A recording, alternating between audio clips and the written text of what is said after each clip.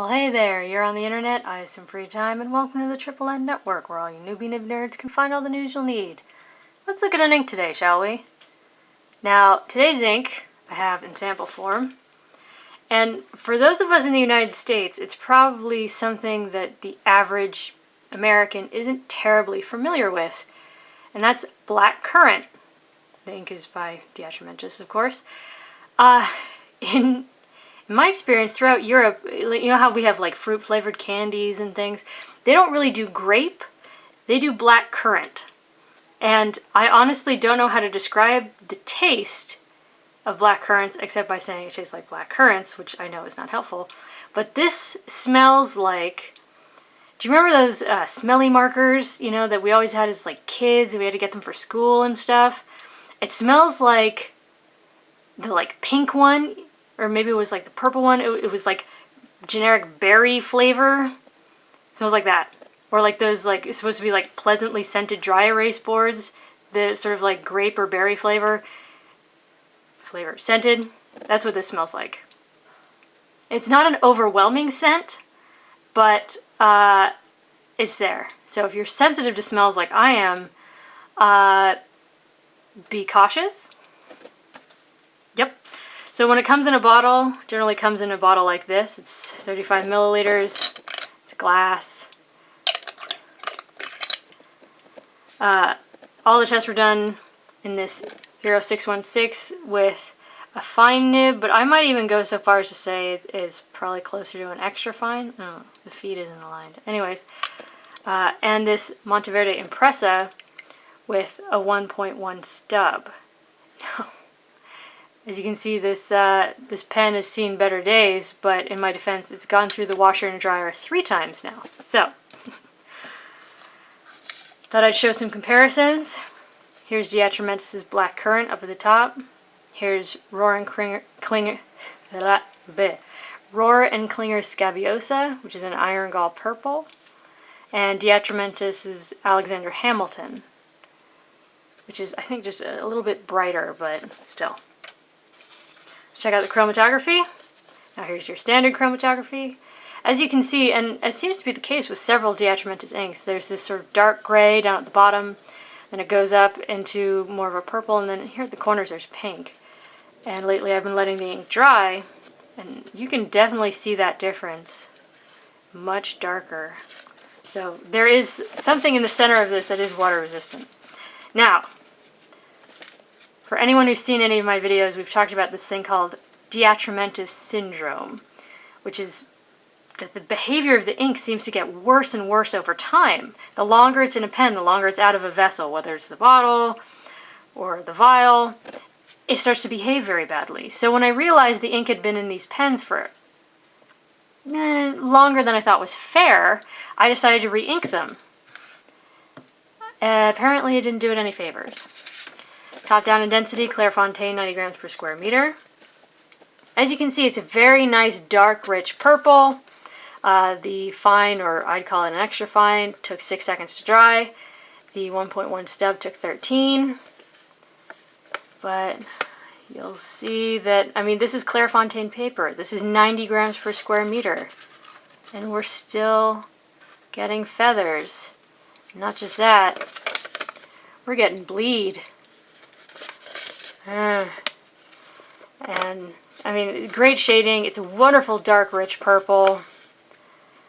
Yeah, I mean, I said there's no spread except maybe, lateral feathering, but, it's still pretty woolly in places.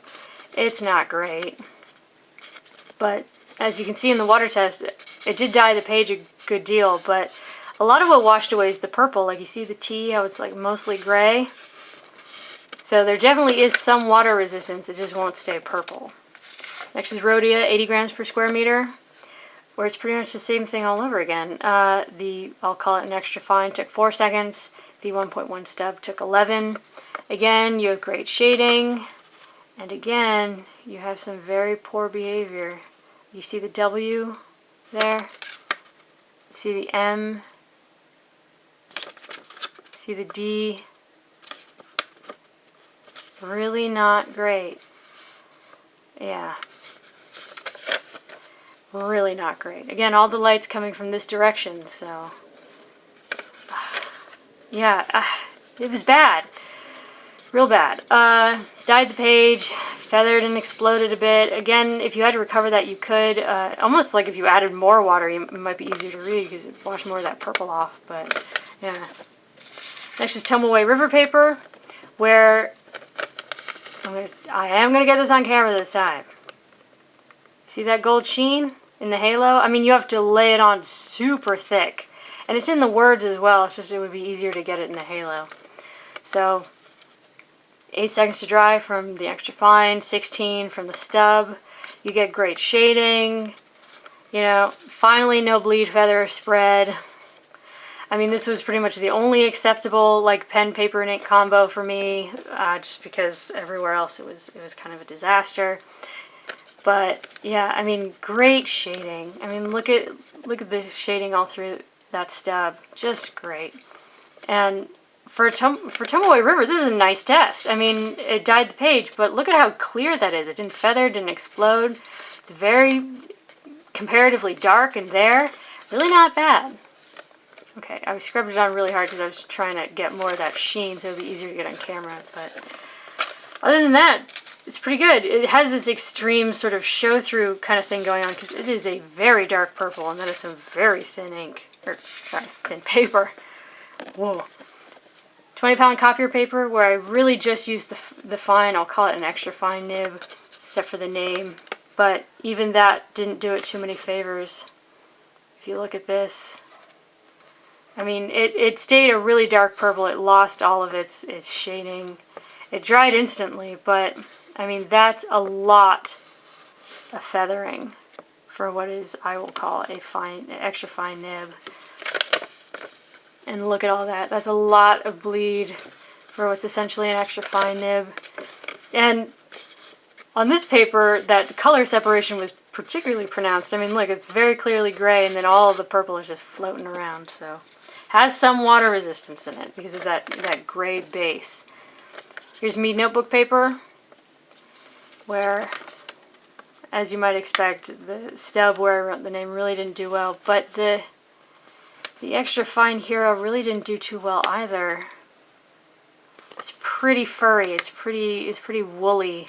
There's no shading. That is a good deal of bleed for an extra fine nib. But because the paper's so absorbent, it sort of sucked that ink in and made it hard to wash off. And it's pretty dark and pretty there, and mostly what did wash off is that purple.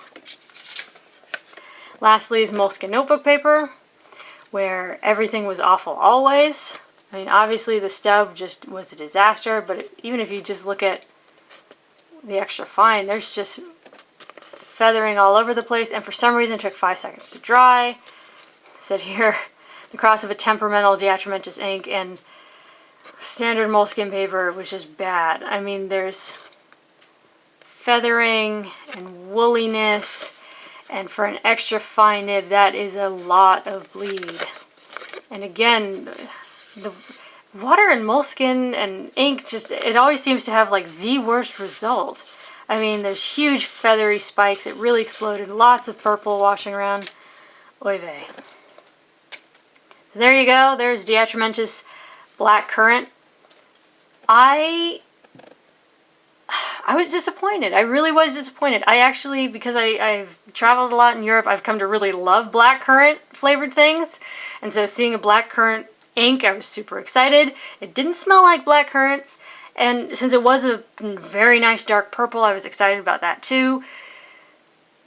But it did what DeAtramentis inks tend to do. Not great. So, for your consideration from the Triple N Network, if you liked the video, please give it a thumbs up. If you'd like to see more, please subscribe to the channel. And thanks for watching. Bye.